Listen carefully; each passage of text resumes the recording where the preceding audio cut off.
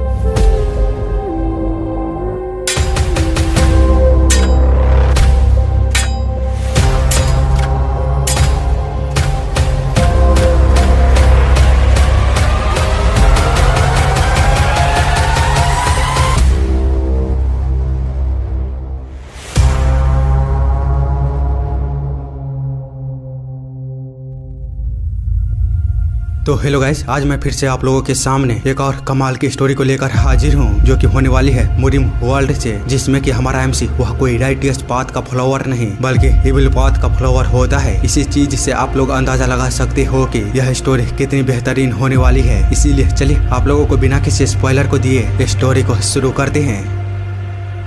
तो स्टोरी के स्टार्ट में हम देखते हैं कहीं पर बच्चे बोल रहे होते हैं, सिर्फ एक बार चू, बस एक बार, क्या तुम मुझे बस एक बार नहीं दिखा सकते? तो चू बोलता है, नहीं, बिल्कुल भी नहीं, मेरे बड़े भाई ने ऐसा आपसे करने के लिए मना किया है। तो दूसरा बंदा बोलता है, लेकिन क्यों? वो तुम्हें खेलने से मना क्यों कर रहे हैं? तो चू उसे बताते हुए कहता है, उन्होंने कहा है कि अगर मैं ऐसा ही करता रहा तो लोग मुझे पागल कहेंगे। जिस पर कि दूसरा बच्चा बोलता है, यह किस तरह की बकवास है? मैंने तो तुम्हें कभी भी पागल नहीं समझा। अगर तुम साथ होते हो तो मैं इसे हर रोज कर सकता हूँ। जो सुन चू बोलता है, तुम लोग ऐसा इसलिए बोल रहे हो क्योंकि तुम लोग मेरे दोस्त हो। इतने में ही उन लोगों को कोई आवाज लगाता है। जो सुन मोटू कहता है, मॉम। तो उसकी मॉम उस पर गुस्सा करते हुए बोलती है, मैंने तुम्हें पहले बताया था ना, उसके साथ मत घूमना। चलो आप जल्दी मेरे पास आओ। जो सुनते हुए मोटू वहाँ से जाते हुए कहता है, हाँ ठीक है मॉम। आगे जब वह जैसे ही अपनी मदर के पास जाता है तो उसकी मदर उसे पीटते हुए कहती है, आखिर तुम मेरी बातों को क्यों नहीं सुनते? मैंने कितनी बार तुमसे बोला है, इन जैसे अनाथों के साथ घूमना तुम्हारे लिए बुरा हो सकता है। जल्दी अपने रूम में जाओ और पढ़ाई पर ध्यान दो। जो सुनता हुआ चू वहाँ से जाने लगता है तो उसके पीछे वह दूसरा बच्चा भागते हुए कहता है, चू मेरे लिए रुको, तुम कहाँ जा रहे हो? तो चू उससे बोलता है, ठीक है चलो इसे आखिरी बार करते हैं। जो सुन वह बच्चा काफी ज्यादा खुश हो जाता है। आगे वो लोग कहीं पर बोल रहे होते हैं, ठीक है ऑलराइट चलो करते हैं। इतना बोलते हुए चू एक घर के पास चूहे के बिल के पास जाकर चूहों को आवाज लगाना शुरू कर देता है। और थोड़ी देर ऐसा करने के बाद वह कान लगाकर सुनने के बाद वो दोनों वहाँ से जाते हुए कहते हैं, चलो ये काम हो गया, भागो जल्दी यहाँ से। बाद में वे लोग एक जगह पर बैठते हुए कहते हैं, अब आएगा मजा। इसी के साथ वे लोग गिनती को गिनना शुरू कर देते हैं, 1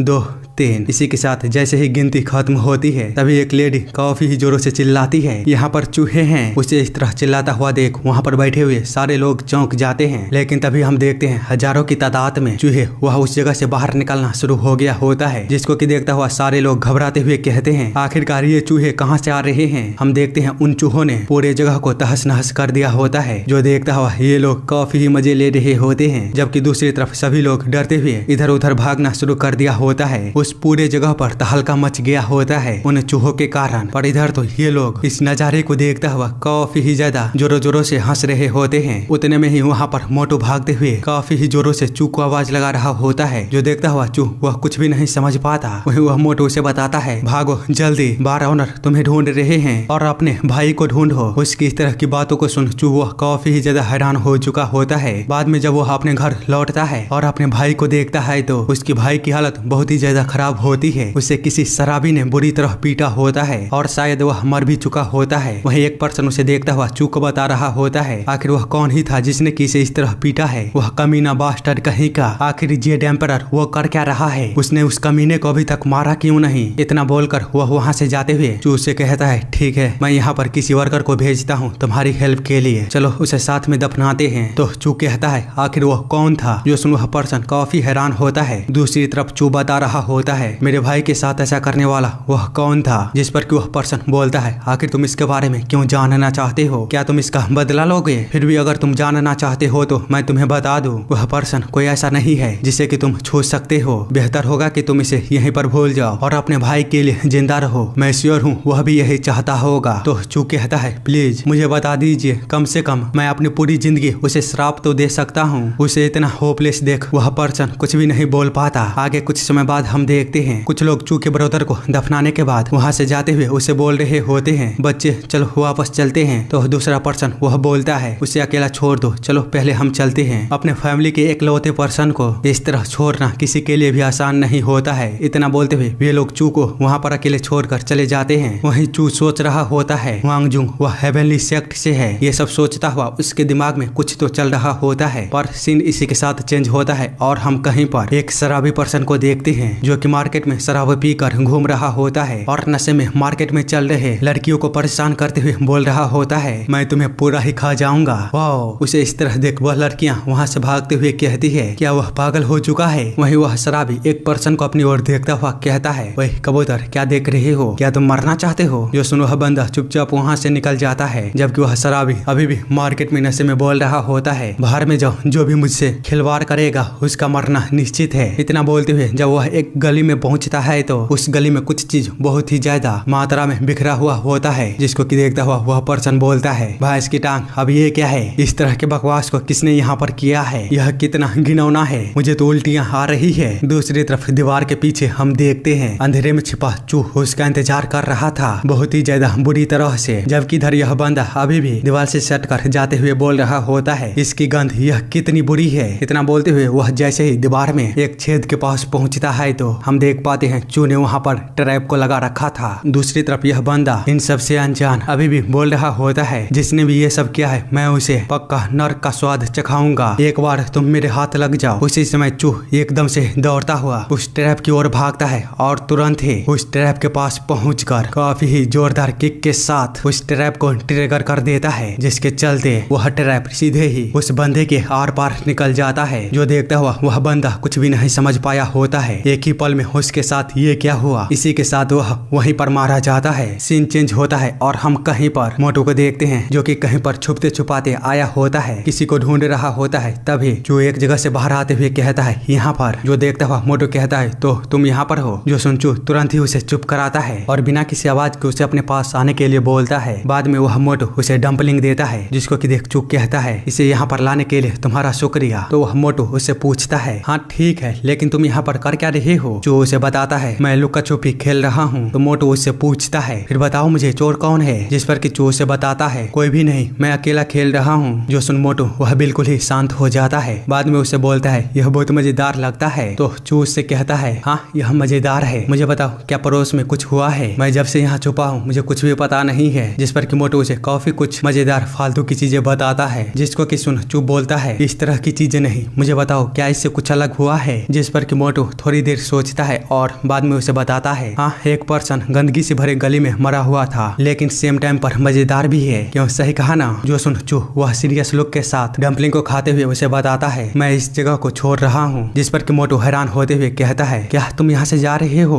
तो चू उसे बताता है क्योंकि अब मेरा भाई मेरे साथ नहीं है तो मुझे अब इस जगह पर रहने की कोई आवश्यकता नहीं है। अब मैं दुनिया घूमना चाहता हूँ और देखना चाहता हूँ कि यह कितना बड़ा है। जो सुन मोटू काफी ही ज्यादा एक्साइटेड होते हुए कहता है यह काफी ज्यादा अच्छा साउंड करता है, मैं भी तुम्हारे साथ टैग होना चाहता हूँ, मतलब कि तुम्हारे साथ जाना चाहता हूँ। तो चू उससे कहता है तुम्हारी माँ शायद तुम्हें मेरे साथ जाने नहीं देगी। जिस पर कि मोटू कहता है हाँ तुमने सही कहा, ठीक है जाने से पहले तुम एक बार ओनर से मिल लेना, वह तुम्हें खोज रहे थे। वह काफी चिंता कर रहे थे कि कहीं तुम खुद को मार ना लो क्योंकि तुम्हारा भाई वह अब नहीं रहा है। जो सुन चू उससे कहता है ठीक है चलो हम बिना किसी की नजर में आए छुपते छुपाते वहाँ जाने की कोशिश करें। तो मोटू कहता है हाँ क्यों नहीं, चलो इसे करते हैं। आगे वे दोनों सभी की नजरों में छुपते छुपाते वहाँ से निकलने की कोशिश कर रहे होते हैं। साथ ही चू मोटू को बताता है तुम अच्छा कर रहे हो, यह आखिरी फेज है हमारे प्लान की, बाद में यह सक्सेस होगा। तो मोटू उससे कहता है हाँ सही कहा, पर यहाँ से जाने के बाद तुम एक दिन वापस तो आओगे ना। तो चू उसे बताता है हाँ बिल्कुल मैं वापस आऊंगा। जो सुन मोटू वहाँ से जाते हुए कहता है वापस आना मत भूलना। जिसको कि चू खामोशी से देख रहा होता है। बाद में वह एक घर के पास पहुंचकर अपने आसपास देखने के बाद अंदर जाते हुए कहता है मैं यहाँ पर आ चुका हूँ, क्या आप मुझे ढूंढ रहे थे। इतना बोलते हुए वह जैसे ही अंदर देखता है तो वहाँ पर कुछ लोग बार ओनर को पकड़ रखा होता है, पर जैसे ही उन्हें चू की आवाज आती है तो वे लोग काफी ही ज्यादा सीरियस होकर उसकी ओर देखते हैं। वहीं बार ओनर अपने टूटे फूटे आवाज में बोल रहा होता है चू भागो, पर चू तो पूरी तरह से शौक में चला गया होता है। जिसको कि देखता हुआ वह बार ओनर उसे चिल्लाते हुए कहता है जल्दी निकलो जो सुन चू तुरंत ही अपने सेंस में आते हुए वहाँ से भागना शुरू कर देता है। दूसरी तरफ ये लोग भी उसका पीछा करना शुरू कर दिया होता है, जिसको कि देखता हुआ चूह अपनी पूरी जान लगा रहा होता है उन लोगों से बचकर भागने के। यहाँ तक कि वह मार्केट के भीड़ में गायब होने की कोशिश करता है, लेकिन यह ज्यादा देर तक काम नहीं करते। वे लोग नंबरों में काफी ज्यादा थे। वे मार्केट के सभी लोगों को साइड करता हुआ भीड़ में छुपे चू को बाहर आने के लिए मजबूर कर देते हैं। बाद में एक बंदा चू को देखता हुआ इविल स्माइल को करते हुए कहता है, तो तुम वहाँ पर हो। वही चू से बचने के लिए दीवार में एक छोटे से होल में घुस जाता है। आगे जब वे लोग उस होल के पास पहुँचते हैं तो बहुत छोटा होल होने के कारण वे लोग वहाँ पर कुछ भी नहीं कर पा रहे होते हैं। तभी एक बंदा बोलता है, चलो पीछे से चलकर उसका पीछा करते हैं। इधर चू किसी तरह उस होल से बाहर निकलकर चैन की सांस ले ही रहा होता है। तभी उसकी नजर पास ही में उसे ढूंढ रहे एक बंदे पर पड़ता है, जिसने कि उसे देख लिया होता है और तुरंत ही उसे पकड़ने के लिए उसकी ओर भागता है, जिससे कि बचने के लिए चूहा छत पर भागता है और छत पर रखे गए गमलों को उसके ऊपर गिराने की कोशिश करता है, पर इसका कोई भी फायदा नहीं होता। कुछ ही देर भागने के बाद उसका पैर फिसलने के कारण वह अचानक ही जमीन पर आकर गिरता है, बहुत ही ज्यादा बुरी तरह से। पर फिर भी वह वहाँ पर रुक नहीं सकता था। वह तुरंत ही दोबारा वहाँ से भागना शुरू कर देता है, लेकिन थोड़ी ही आगे जाने के बाद दीवार के पीछे से एक बंदा उसे पकड़ते हुए हवा के बीच उठाते हुए सीधे जमीन पर बहुत ही ज्यादा बुरी तरह से पटकता है, जिससे कि चू की हालत वह काफी ज्यादा खराब हो चुकी थी। वही वह बंदा बोल रहा होता है, मुझे अभी भी विश्वास नहीं हो रहा है कि एक बच्चे ने हुआंग जंग को मार डाला। तो चिल्लाते हुए चू बोलता है, उसने मेरे भाई को मार डाला था। जो सुन वह बंदा अपने स्वॉर्ड को बाहर निकालते हुए कहता है, ओह तो तुम इसीलिए इसके बदले उसे मार डाला, यह अच्छा है। तो अब मैं उसके बदले तुम्हें मार डालूंगा और इस मामले को यहीं पर बराबर कर दूंगा, जिससे कि हमारे बीच की हिसाब वह बराबर हो जाए। क्यों, सही कहा ना? चू जिसको कि सुन वह पूरी तरह से सदमे में चला गया होता है और अपने सारे होप को खोता हुआ उस बंदे से चिल्लाते हुए कहता है, मुझे मार डालो, हाँ बिल्कुल मुझे मार डालो। इसी के साथ वह अपनी आंखें बंद कर लेता है और अपनी मौत को एक्सेप्ट कर लेता है। पर थोड़ी देर बाद भी कुछ भी नहीं होता है तो वह अपनी आंखें खोलता है और सामने देखता है तो उस बंदे को किसी ने पीछे से आकर काफी जोरदार दिया होता है। इस कारण से वह बंदा वहीं पर ढेर हो जाता है, जिसको कि देखता हुआ यह अननोन पर्सन चू से बोलता है, तुम शायद अपनी जिंदगी के लिए डेथ हेवनली सेक्ट से बचकर भाग रहे थे। जो सुन चू वह कुछ भी नहीं बोलता है तो वह पर्सन उसकी ओर अपने हाथों को आगे करते हुए कहता है, क्या तुम मेरे साथ आना चाहोगे? उसे इस तरह देख चू को अंधकार में भी एक उम्मीद दिखाई देता है। इस कारण से वह अपने हाथों को उसकी ओर बढ़ाते हुए उसके साथ जाने के लिए तैयार हो जाता है और उसके साथ वहाँ से चला जाता है। आगे कुछ समय बाद हम किसी दूसरी जगह को देखते हैं, जहाँ पर कि एक बंदा बोल रहा होता है, फिफ्थ ब्रदर यह बच्चा। हम देखते हैं वहाँ पर कोई और नहीं चू और वह अननोन पर्सन होता है, जो कि उस बंदे से बोलता है, हाँ यह मेरी तरफ से रहेगा, साथ ही यह मेरे ब्रदरों के डिसेबलों से भी नहीं हारेगा। आगे वह चू से बोलता है, उन्हें ग्रीट करो, आज से तुम्हें वे सिखाएंगे। तो चू तुरंत ही उसे ग्रीट करते हुए कहता है, मैं जोंगली चू हूँ। तो वह बंदा बोलता है, तुमसे मिलकर अच्छा लगा। बाद में वह फिफ्थ ब्रदर यानी कि अननोन पर्सन से बोलता है, प्लीज आप मीटिंग रूम में जाइए, सभी वहाँ पर आपका इंतजार कर रहे हैं। तो फिफ्थ ब्रदर बोलता है, क्या कुछ हुआ है? जिस पर कि वह बंदा बोलता है, मुझे ठीक से पता नहीं है, पर मुझे लगता है कि बड़े भाई वह कुछ कहना चाहते हैं। तो वह अननोन पर्सन वहाँ से जाते हुए कहता है, ठीक है मैं वहाँ जाता हूँ, तुम सबसे पहले उस बच्चे को उसके रहने की जगह पर लेकर जाओ। आगे हम कुछ देर बाद उस बंदे को कहीं पर बोलता हुआ सुनते हैं, हमारे पास एक नया मेंबर है, आज से वह तुम्हारा ब्रदर होगा। इसी के साथ वह चू को अपने पास बुलाकर बाकी के लोगों के साथ इंट्रोड्यूस करता है, लेकिन चू वह जैसे ही अपने आगे देखता है तो उसकी आंखें वह खुली की खुली रह जाती है। वहाँ पर 2-3 बच्चे होते हैं जो कि काफी अजीब लग रहे होते हैं। दूसरी तरफ हम अननोन पर्सन को देखते हैं, जो कि मीटिंग रूम में पहुंचकर कहता है, लगता है कि मैंने आप लोगों को काफी देर तक इंतजार करवा दिया। तो बिग ब्रदर वह कहता है, नहीं आओ और बैठो। जिस पर कि अननोन पर्सन वह जैसे ही बैठने वाला होता है तो एक बंदा उससे बोलता है, मैंने सुना था कि तुम अपने सक्सेसर को लेने गए थे, वह कैसा है, क्या वह तुम्हें पसंद आया? जो सुना अननोन पर्सन उन सभी को बताता है, आप सभी के डिसेबलों की तुलना में उसमें अभी भी बहुत कमी है, हालांकि मुझे यकीन है अगर उसे अच्छी तरह से सिखाया जाता है तो वह हमारी बहुत मदद करेगा। तो दूसरा कोई पर्सन बोलता है, अब तो मैं और भी ज्यादा क्यूरियस हूँ, आखिर वह कौन है यह जानने में। तो अननोन पर्सन वह बताता है, उसका निकनेम जोंगली है और उसका नाम चू है। वह इस साल 10 साल का हो जाएगा। उसका 13 साल का बड़ा भाई वह एक वेटर था, पर एक शराबी ने उसे पीट पीट कर मार दिया क्योंकि उसने उस पर थोड़ा सा शराब गिरा दिया था। लेकिन चू ने कल्प्रिट को ढूंढा और अपने भाई का बदला लिया। उसने उसे बिना किसी मिस्टेक के मार डाला। जो सुन उसके आगे वाला पर्सन बोलता है, या सच में उस 10 साल के बच्चे ने ऐसा किया? तो अननोन पर्सन आगे बताते हुए कहता है, हाँ तुमने सही कहा। इसके अलावा आप लोग क्या जानते हो वह मरने वाला शराबी कौन था? वह हुआंग जोंग था, डेथ हेवन हेवनली सेक्ट से,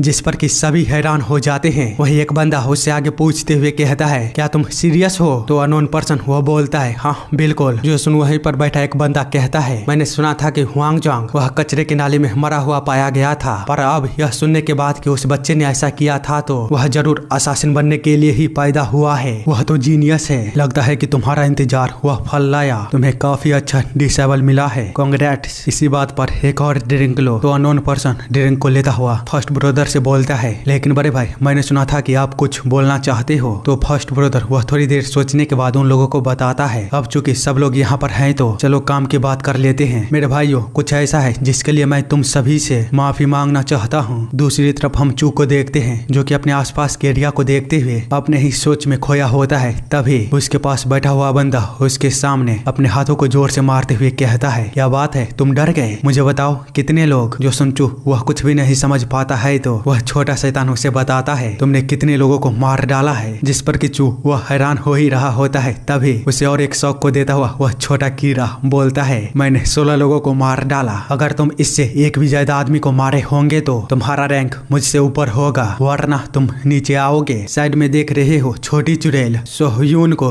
वह मुझसे लो रैंक पर आती है। वह केवल एक कमजोर बुढ़ऊ को मार पाई थी। जो सुन छोटी चुड़ैल बोलती है, अपनी यह बकवास बंद करो। अगर तुम मेरे साथ खेलना चाहोगे तो हो सकता है तुम मुसीबत में पड़ जाओ। जिस पर कि यह छोटा कीड़ा धीरे से चू को बोलता है, उसका रवैया वह थोड़ा सा खराब है, लेकिन फिर भी वह खूबसूरत है, यह मानते हो ना, इसीलिए उस पर ध्यान मत देना, वह मेरी है। बाकी जोक्सा मैं उसके बारे में कुछ भी नहीं कह सकता। वह बहुत ही कम बोलता है, शायद उसे इसीलिए चुना गया होगा क्योंकि वह घोचू है। उसे इस तरह बोलता हुआ देख पीछे बैठा जोक्सा वह उससे बोलता है, मैंने किसी को भी नहीं मारा, बस उन्हें कटे हुए सब्जियों में बदल दिया मैंने। पर यागिन, मैं तुम्हें डेफिनेटली मार डालूंगा अगर तुम इसी तरह बकवास को करते रहे तो। जो सुन यागिन चू को बताता है, वह कोई ऐसा नहीं है जिसके साथ तुम क्लोजनेस को बढ़ा सकते हो, इसीलिए मुझे बताओ तुमने कितने लोगों को मारा। जिस पर कि चू अभी भी खामोशी के साथ उसकी ओर देख रहा होता है तो वह उस पर चिल्लाते हुए कहता है, इस तरह दिखावा करना बंद करो कि जैसे तुमको इस बारे में कुछ भी पता नहीं है। क्या तुम सच में नहीं जानते हो कि वे लोग तुम्हें यहाँ पर क्यों लाए हैं? तो चू उसे बताता है, मेरा पीछा किया जा रहा था और उसने मुझे बचाया। जबकि सेम टाइम पर हम दूसरी तरफ देखते हैं, फर्स्ट ब्रदर अपने सभी भाइयों के सामने घुटनों पर आते हुए कहता है, प्लीज मुझे माफ कर दो मेरे भाइयों। उसे इस तरह देखता हुआ उसके सभी ब्रदर हैरान होते हुए कहता है, फर्स्ट ब्रदर तुम ये क्या कर रही हो? आखिर क्या हुआ है? जिस पर कि फर्स्ट ब्रदर उन्हें बताता है, मैंने डिवाइन शॉट को मार दिया। जो सुन चारों ही ब्रदर वह पूरी तरह से शौक में चले गए होते हैं और उन्हें विश्वास नहीं होता कि वे लोग क्या सुन रहे हैं। इसीलिए एक बंदा फर्स्ट ब्रदर के पास जाकर बोलता है, ब्रदर क्या तुमने डिवाइन शॉट को मार दिया? तो फर्स्ट ब्रदर उन्हें बताता है, मुझे माफ करना। जो सुन अननोन पर्सन उन सभी से कहता है, हाँ तो इसमें क्या ही प्रॉब्लम है, हमने पहले भी अनगिनत लोगों को मारा है। तो फर्स्ट ब्रदर उन्हें बताता है, मैंने अपने तलवार की म्यान वहाँ पर गिरा दिया जल्दी भागने की कोशिश में। इस कारण से अब हर किसी को पता है कि यह काम डेथ सोल एजेंसी ने किया है। जो सुन एक बंदा बोलता है, ब्रदर तुमने इससे पहले कभी भी गलती नहीं की, फिर इस बार तुमसे यह गलती कैसे हो गई? मुझे पता है तुम्हारे इस रिक्वेस्ट को लेने के अपने कुछ कारण होंगे, लेकिन मुझे तभी गलत फीलिंग आई थी जब वह वुमेन तुम्हें ढूंढते हुए आई थी। जिसको कि सुनता हुआ एक ब्रदर कहता है, थर्ड ब्रदर इस तरह की बातें अभी करना बंद करो। पर थर्ड ब्रदर अपनी बातों को कंटिन्यू करते हुए कहता है, मैंने तब इसके बारे में ज्यादा नहीं सोचा था क्योंकि मुझे फर्स्ट ब्रदर पर पूरा यकीन था, लेकिन तब भी तुमने डेथ सोल एजेंसी और अपने ब्रदरों को छोड़ने का इरादा किया केवल उस वुमेन के बदला के लिए। जिस पर कुछ वह पहले वाला बंदा एक जोरदार चमाटे को लगाते हुए कहता है, तुम इस तरह बात कैसे कर सकते हो? तो थर्ड ब्रदर बिना कुछ बोले वहाँ से माफी मांगते हुए चला जाता है। और जैसे ही वह उस रूम से बाहर निकलता है तो बाहर खड़ा एक पर्सन उससे कहता है, थर्ड ब्रदर आप कहाँ जा रहे हो? पर वह उसकी बातों का कोई भी जवाब ना देते हुए काफी ही ज्यादा गुस्से में वहाँ से निकल जाता है। वहीं पीछे खड़ा वह बंदा उसे आवाज लगाता ही रह जाता है, जबकि इधर सेकंड ब्रदर वह फर्स्ट ब्रदर को संभालते हुए उठाता है और फिफ्थ ब्रदर यानी कि हमारा अननोन मैन वह बोलता है, प्लीज आप थर्ड ब्रदर की बातों को दिल पर ना ले, आप जानते हो उसका यह मतलब नहीं था। तो फर्स्ट ब्रदर बोलता है, नहीं उसने जो कहा वह सच है। जो सुन सेकंड ब्रदर वह बोलता है, मुझे लगता है कि 10 ग्रेट सेक्ट वह इन सब का ब्लेम डेथ सोल एजेंसी पर लगाएगा और हमें खत्म करने की पूरी कोशिश करेगा। जो सुन फर्स्ट ब्रदर उसे बताता है, मुझे 10 ग्रेट सेक्ट को संभालने दो, मैं समर्पण स्वीकार करूंगा। जिस पर कि वे लोग और भी ज्यादा हैरान हो जाते हैं और कुछ भी नहीं समझ पाते। वहीं फर्स्ट ब्रदर उन सभी को बताता है, एग्जीक्यूशन वह कल होगी। जो सुन अननोन पर्सन कहता है, आप ऐसा क्यों कर रहे हो? हमें ऐसा करने की कोई आवश्यकता नहीं है, हम अंत तक लड़ने की कोशिश कर सकते हैं। तो फोर्थ ब्रदर भी कहता है फिफ्थ ब्रदर वह सही है, हम यहाँ से भागने वाले नहीं हैं, हम अंत तक लड़ेंगे। जो सुन फर्स्ट ब्रदर उन सभी से बोलता है मेरी बात सुनो और सोगो के बारे में सोचो, साथ ही डेथ सोल एजेंसी के फ्यूचर के बारे में भी। सोगो जब तक सरवाइव करता रहेगा तब तक डेथ सोल एजेंसी वह जिंदा रहेगा, इसीलिए भले ही यह लाखों में बस एक चांस हो पर फिर भी हमें किसी भी कीमत पर सोगो को बचाना होगा। जिस पर कि वह चारों भाई कुछ भी नहीं बोलते। सीन चेंज होता है और हम कहीं पर एक बंदे को सोता हुआ देखते हैं जिसके पास दूसरा कोई बंदा आते हुए बोलता है ब्रांच लीडर क्या आप सो रहे हो? तो वह बंदा जागते हुए कहता है आखिर अब क्या हो गया? जिस पर कि वह बंदा उसे बताता है बाहर 3 शाओलिन के मॉन्क आपका इंतजार कर रहे हैं। जो सुन ब्रांच लीडर वह बोलता है क्या शाओलिन के भिक्षु? आगे कुछ देर बाद हम उन तीनों मॉन्कों को देखते हैं जिसके के पास वह ब्रांच लीडर आते हुए कहता है वह कौन सी चीज है जो आप तीनों को इस हम्बल जैसे जगह पर लेकर आ गया? वैसे मुझे आप लोगों से मिलकर बहुत खुशी हुई, मैं चुन आयु हूँ नैनियन बेगर ब्रांच का लीडर। तो एक मॉन्क बोलता है अमिताभ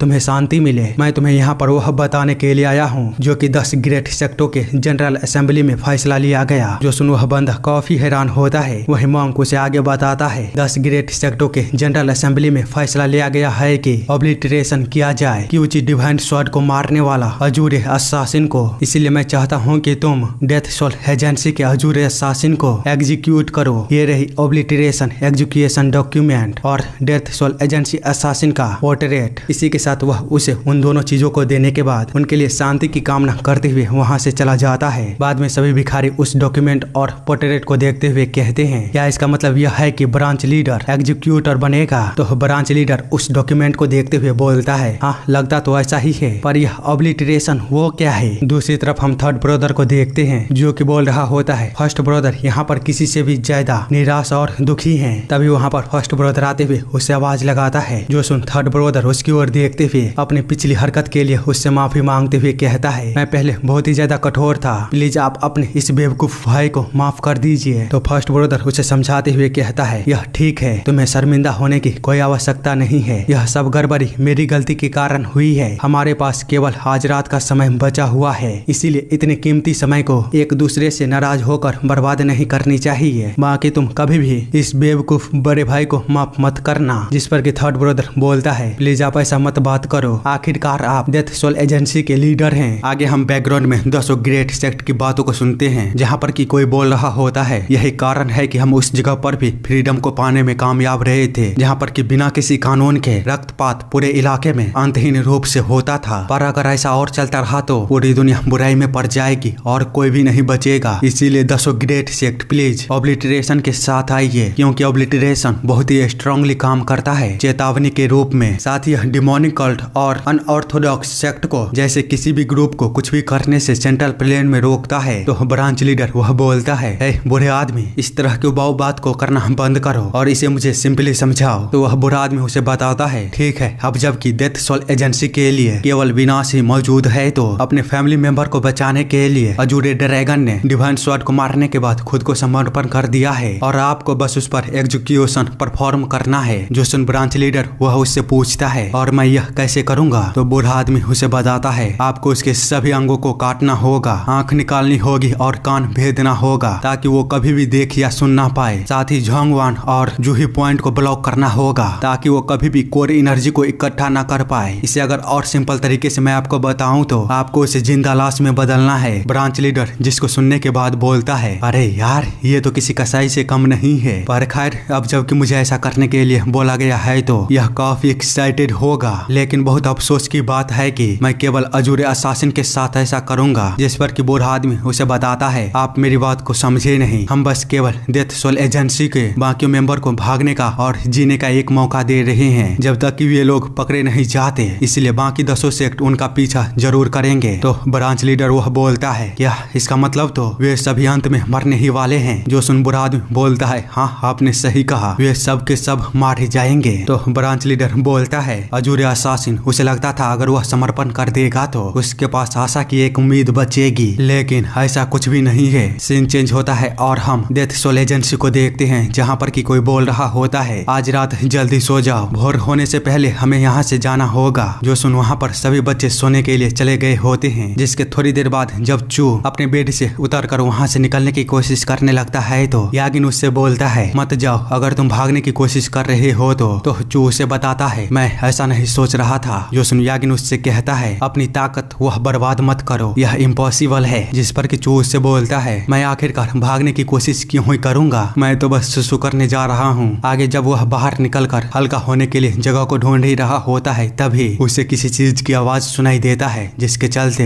जब वह दीवार पर चढ़कर उस तरफ देखता है तो वहाँ पर एक हुडी में बच्चा अपने स्वॉर्डमैनशिप की प्रैक्टिस कर रहा होता है, जो कि बहुत ही ज्यादा कमाल की होती है। साथ ही उसकी स्पीड वह लाजवाब होती है। इस कारण से उसके सर से हुडी वह नीचे गिर जाता है और बाद में हम उसके चेहरे को देखते हैं। उसका हेयर वह व्हाइट होता है, लेकिन तभी उसे कुछ महसूस होता है तो वह तुरंत ही अपनी बगल में दीवार की ओर देखता है, जहाँ से कि चू उसे छुपकर देख रहा होता है। पर अभी उसके वहाँ देखने से पहले ही चू वह निकल चुका था और दीवार के नीचे बैठा हुआ था। तभी उसे एक आवाज सुनाई देता है जो कि बोल रहा होता है क्या तुमको किसी ने बताया नहीं, बाहर मत निकलना। जिस पर कि वह व्हाइट हेयर वाला बच्चा बोलता है मैं बस ताजी हवा के लिए बाहर आया था। तो वह नॉन पर्सन उससे बोलता है ठीक है, इससे पहले कि कोई और तुम्हें देखे जल्दी यहाँ से वापस जाओ। तो वह बच्चा वहाँ से जाते हुए बोलता है मैं जा रहा हूँ, लेकिन मुझे थोड़ी सी चिंता हो रही है क्योंकि ऐसा लगता है कि डेथ सोल एजेंसी के साथ कुछ तो हो रहा है। जो सुन वह पर्सन उसे बताता है यह बड़ों की चिंता करने की बात है, इसीलिए इसके बारे में तुम चिंता मत करो और केवल अपने ट्रेनिंग पर ध्यान दो और सोगो। चाहे कुछ भी हो जाए तुमको यह नहीं भूलना है तुम वह हो जो डेथ सोल एजेंसी को दोबारा जिंदा कर सकते हो। तो सोगो बोलता है मैं इसे अपने दिमाग में रखूंगा। आगे हम इन सभी को एक साथ देखते हैं जो कि आखिरी बार एक साथ खाना को खाते हुए बात कर रहे होते हैं। शिन सैचुन,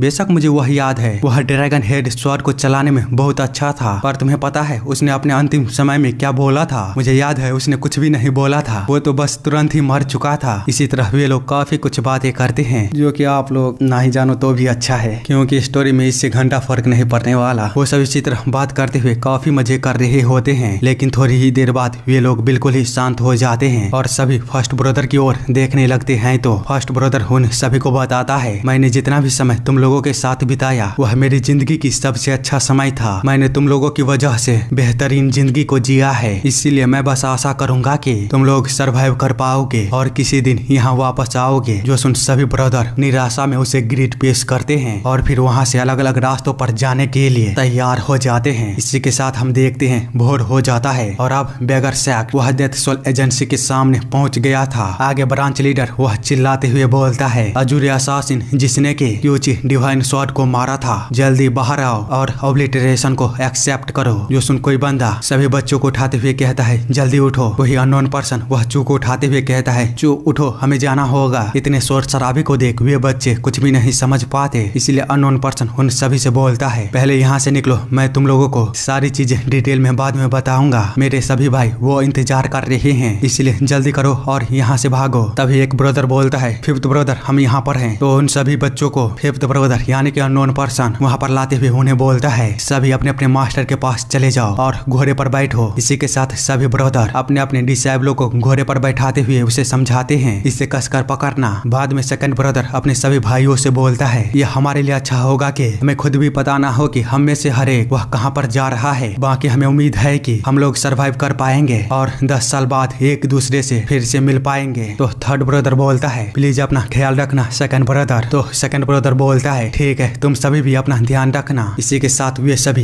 एक दूसरे को अलविदा कह के अलग अलग रास्तों पर निकल जाते हैं। दूसरी तरफ बेगर सेक्ट जब डेथ सोल एजेंसी के अंदर इंटर करते हैं तो उन्हें बस अपने सामने फर्स्ट ब्रदर और एक सर्वेंट दिखता है, जिसको कि देखता हुआ ब्रांच लीडर वह बोलता है मैं नाम यांग हूँ, ब्रांच लीडर और दसों सेक्ट के ऑब्लिटरेशन का रिप्रेजेंटेटिव। तो फर्स्ट ब्रदर वह बोलता है मैंने तुम्हारे ग्रेट नाम के बारे में बहुत सुना है, मैं हजूर असासिन हूँ। जो सुन ब्रांच लीडर उसे गालियां देते हुए कहता है तुम कीड़े कहीं के, तुम्हारी हिम्मत कैसे हुई डिवाइन स्वॉर्ड को असैसिनेट करने की? क्या तुम स्वीकारते हो अपने अपराधों के पश्चाताप करना? जिस पर क्या सूर्य ड्रैगन उससे बोलता है मैं मानता हूँ कि मैंने सेंट्रल प्लेन के रूल को तोड़ा है, लेकिन फिर भी तुम वह नहीं हो जो कि डिसाइड करेगा यह क्राइम है या नहीं। तो वह बंदा उस पर हंसते हुए बोलता है जरा देखो तो तुम्हारी यह बकवास की बात है, आखिर तुम कर कैसे सकते हो जो कि कुछ ही देर में जिंदा लाश बनने वाला है। खैर देखते हैं आगे तुम कब तक इतने अहंकारी बनकर रह सकते हो। इसी के साथ वह बाकी के लोगों को बाहर बुलाता है तो असुर ड्रैगन उसे बताता है वे लोग ऑलरेडी यहाँ से जा चुके हैं, मुझे नहीं पता वे लोग कहाँ गए हैं। इसके अलावा मैंने ऑब्लिटरेशन को इसीलिए एक्सेप्ट किया था ताकि मेरे भाइयों को मौका मिल सके यहाँ से भागने की। बाकी तुम्हें देखते हुए ऐसा लगता है कि तुम्हें जरा सा भी पता नहीं है पनिशमेंट के बारे में। तो वह बंदा उस पर चिल्लाते हुए कहता है अपनी बकवास करना बंद कर, इससे कोई फर्क नहीं पड़ता है कि तूने उन्हें बचाने के लिए क्या किया है। तुम्हें जल्द ही पता चलेगा तुम्हारे सभी प्रयास वे व्यर्थ हैं। वो सभी कभी भी 10 सेक्ट के हाथों से बचकर नहीं निकल सकते, इसीलिए ज्यादा सपने देखना बंद कर। इसी के साथ वह अपने साथियों के पास जाते हुए बोलता है चलो अब इसे शुरू करते हैं, पनिशमेंट को तैयार करो। जो सुनते ही सभी बैगर आगे बढ़ते हुए तुरंत ही अजूरे ड्रैगन को चारों तरफ से पकड़ लेते हैं और उसे अपने घुटनों पर लाते हुए उससे बोलता है अब तैयार हो जा। इतना बोलते हुए वो सभी उसके सभी कपड़ों को बाहर निकालते हैं। बाद में उसके हाथों और पैरों दोनों को ही मोटी मोटी रस्सियों से बांध देते हैं। जो देखता हुआ यह सर्वेंट बहुत ही ज्यादा घबरा जाता है और जैसे ही असुर ड्रैगन की ओर भागता है तो उसे ब्रांच लीडर रोकते हुए कहता है कोई भी बेवकूफी से भरे काम को मत करो, अगर तुम बीच में आते हो तो तुम्हें भी सजा मिलेगी, इसीलिए चुपचाप वहीं पर खड़े रहो और देखो यहाँ पर क्या हो रहा है। अगर तुम्हें मांस के टुकड़ों को नहीं उठाना है तो जो सुन वह सर्वेंट पूरी तरह से मजबूर होता हुआ अपनी आंखों को बंद कर लेता है। वहीं अजूरे ड्रैगन को पूरी तरह से बांध दिया गया होता है और उसे नंगे जमीन पर लेटाने के बाद वे लोग बोलते हैं चलो यह पूरा हुआ। अजूरे असासिन अपनी इस सिचुएशन को देखता हुआ पूरी तरह से सिचुएशन को एक्सेप्ट कर लेता है और आंख बंद करके ऑब्लिटरेशन को सुनता है, जिसको कि पढ़ता हुआ ब्रांच लीडर वह बोलता है हम सजा को शुरू करने जा रहे हैं। सबसे पहला ऑब्लिटरेशन यह शाओलिन टेम्पल का ऑर्डर है। जीवन दुनिया में सबसे नोबल और प्रीशियस चीज होती है जिसको कि केवल स्वर्ग को ही वापस लेने का अधिकार है। इसीलिए एक इंसान की हिम्मत कैसे हुई दूसरे इंसान की जान लेने की, तो अब शाओलिन उसके एक आंख को छीन लेगा क्योंकि उसके पास दुनिया को देखने की सही पर्सपेक्टिव नहीं है। यह तुम्हारे जघन्य काम की कीमत है, इसीलिए किसी को दोष ना दो। अमिताभा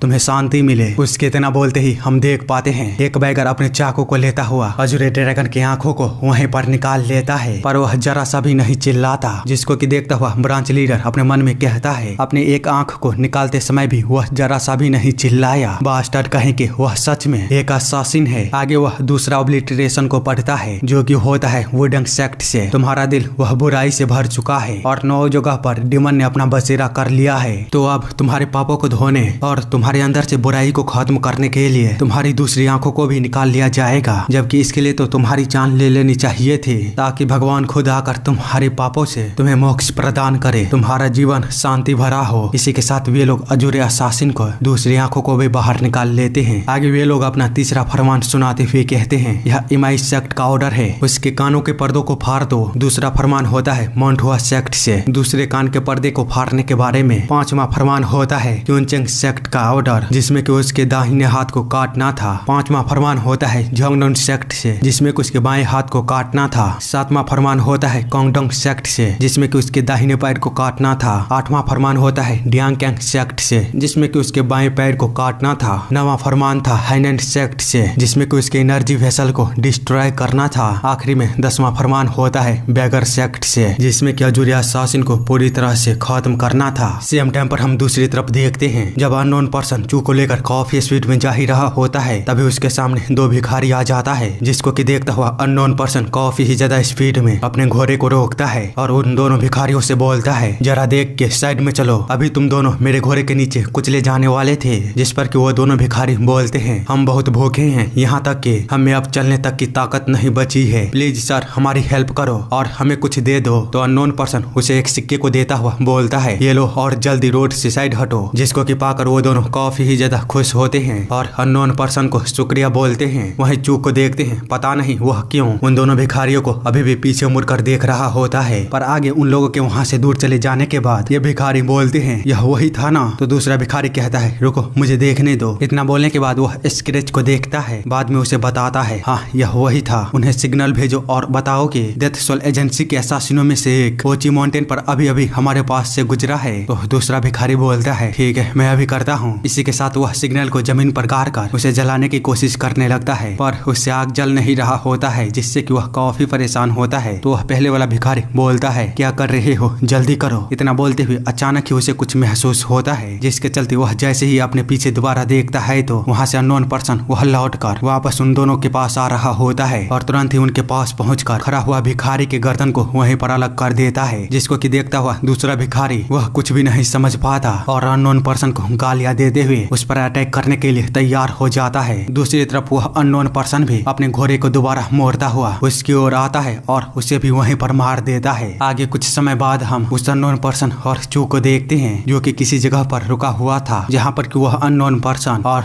चू का मास्टर उससे बोलता है, तुम आखिरकार मुझसे कोई सवाल पूछ क्यों नहीं रहे हो? क्या तुम यह जानने में उत्सुक नहीं हो कि आखिरकार यहाँ पर हो क्या रहा है? तो चू उसे बताता है, अगर यह मेरे जानने वाली चीज होगी तो आप मेरे ना पूछने पर भी मुझे बता देंगे। जो सुन मास्टर उसकी ओर थोड़ी देर देखने के बाद बोलता है, हम सेंट्रल प्लेन से भाग रहे हैं उस जगह के लिए जहाँ पर कि 10 सेक्ट का कोई इन्फ्लुएंस नहीं है। हालांकि डेथ हेवनली सेक्ट ने कहा था कि वे तुम्हारा पीछा नहीं करेंगे, पर देखो तुम अभी भी भाग रहे हो। जिस पर कि चू उससे पूछता है, क्या वे डेथ हेवनली सेक्ट से ज्यादा डरावना है? तो मास्टर उसे बताता है, वे सभी ऐसे लोग हैं जो पूरे डेथ हेवनली सेक्ट को रातों रात खत्म कर सकते हैं, इसीलिए मैं, मेरे ब्रदर और तुम अभी बहुत बड़े खतरे में हैं। जो सुन चू थोड़ी देर सोचता है, बाद में उससे पूछता है, मेरे पास एक सवाल है। तो मास्टर उससे कहता है, ठीक है बताओ मुझे। जो सुन चू उससे कहता है, आखिर मुझे आपको क्या बुलाना चाहिए? जिस पर कि वह अननोन पर्सन भी हैरान हो जाता है और बाद में उससे कहता है, तुम मुझे अपना मास्टर बुला सकते हो। अगर हम इन सब से जिंदा बच जाते हैं तो मैं तुम्हें सारी चीजें सिखाऊंगा। उसी समय वहाँ पर कोई आते हुए उन दोनों से बोलता है, मैं वापस आ गया हूँ। तो मास्टर उससे पूछता है, क्या तुमने नौ का जुगाड़ लगा लिया है? जिस पर कि वह पर्सन उसे बताता है, हाँ मैंने कर दिया है, वह फेरी पॉइंट के पास है, मैंने उसमें पीले कपड़े को बांध दिया है, तुम उसे देखते ही पहचान लोगे। तो मास्टर उसे कुछ देते हुए कहता है, तुम्हारा शुक्रिया, प्लीज इसे ले लो। जो देखता हुआ वह बंदा बोलता है, नहीं नहीं प्लीज यह ठीक है, इसकी कोई जरूरत नहीं है, इसे बस मेरी तरफ से शुक्रिया समझ लेना। वैसे भी तुमने मेरे मदर और फादर का बदला लेकर मुझ पर बहुत बड़ा एहसान किया है, जिसके बदले में मैंने जो अभी किया है वह तो कुछ भी नहीं है। जो सुन मास्टर बोलता है, तुम्हारा शुक्रिया मेरे भाई। तो वह बंदा कहता है, प्लीज अपना ध्यान रखना। आगे चू और मास्टर वहाँ से जाते हुए उस बंदे से कहते हैं, तुम्हारे घर के पास मेरा घोड़ा है, तुम इसे रख सकते हो, मुझे अब इसकी कोई आवश्यकता नहीं है। सीन चेंज होता है और हम वापस ब्रांच लीडर को देखते हैं जो कि बोल रहा होता है, अपने आंख कान हाथ पैर सभी के कटने के बावजूद भी वह जरा सा भी नहीं चिल्लाया और ना ही हल्का सा भी सिसकी निकाला। मैंने उससे अधिक हठी किसी को भी नहीं देखा, जबकि ऑब्लिटरेशन एक ऐसी सजा है जिसको कि देने वाला भी कांप जाता है, पर वो तो ऑब्लिटरेशन के सजा को लेने वाला था। सच में 10 ग्रेट सेक्ट वह बहुत बड़े कमीने हैं। जो सुन उसके साथ बैठे हुए भिखारी बोलते हैं, हाँ मैं भी आपके साथ एग्री करता हूँ। उसी समय वहाँ पर एक भिखारी आते हुए ब्रांच लीडर से बोलता है, मुझे माफ करिएगा ब्रांच लीडर, इस तरह के माहौल में आपको डिस्टर्ब करने के लिए। तो ब्रांच लीडर वह बोलता है, बताओ क्या हुआ? जिस पर कि वह भिखारी उसे बताता है, मैंग और इल्चो ओचू माउंटेन के एंट्रेंस पर बहुत समय पहले से गार्ड कर रहे हैं और अभी तक वे लोग वापस नहीं आए हैं। तो ब्रांच लीडर बोलता है, वे बास्टर्ड, भूल जाओ उनके बारे में, वे जरूर कहीं माउंटेन के नीचे सो रहे होंगे। जो सुन वहाँ पर एक बूढ़ा भिखारी आते हुए उससे बोलता है, बेवकूफ कहीं के,